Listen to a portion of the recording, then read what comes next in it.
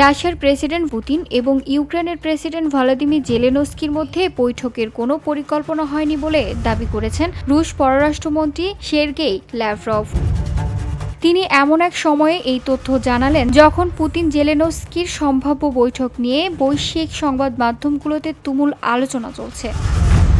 শুক্রবার এক সাক্ষাৎকারে ল্যাভরভ বলেন, প্রেসিডেন্ট পুতিন এবং প্রেসিডেন্ট জেলেনস্কির মধ্যে কোনো বৈঠক পরিকল্পনা হয়নি। প্রেসিডেন্ট পুতিনকে এই বৈঠকে রাজি করাতে হলে প্রথমে এজেন্ডাগুলো চূড়ান্ত করতে হবে। এখন পর্যন্ত এমন কিছু ঘটেনি।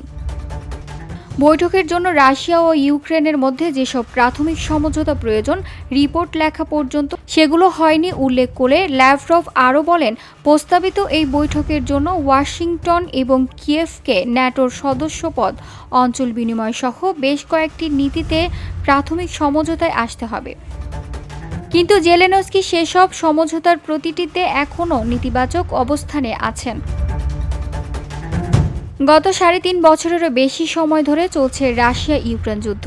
এই যুদ্ধ থামাতে গত ১৫ আগস্ট যুক্তরাষ্ট্রের আলাস্কায় প্রেসিডেন্ট পুতিনের সঙ্গে বৈঠক করেন মার্কিন প্রেসিডেন্ট ডোনাল্ড ট্রাম্প। ৩ দিন পর ১৮ আগস্ট হোয়াইট হাউসে প্রেসিডেন্ট জেলেনস্কি ও ইউরোপীয় নেতাদের সঙ্গেও বৈঠক করেন তিনি। এরপর ট্রাম্প জানান, শীঘ্রই মার্কিন প্রশাসনের উদ্যোগে পুতিন ও জেলেনস্কির মধ্যে বৈঠক হতে যাচ্ছে। প্রেসিডেন্ট ট্রাম্প এমনও বলেছেন, যুক্তরাষ্ট্র হবে সেই সম্ভাব্য বৈঠকের আয়োজক।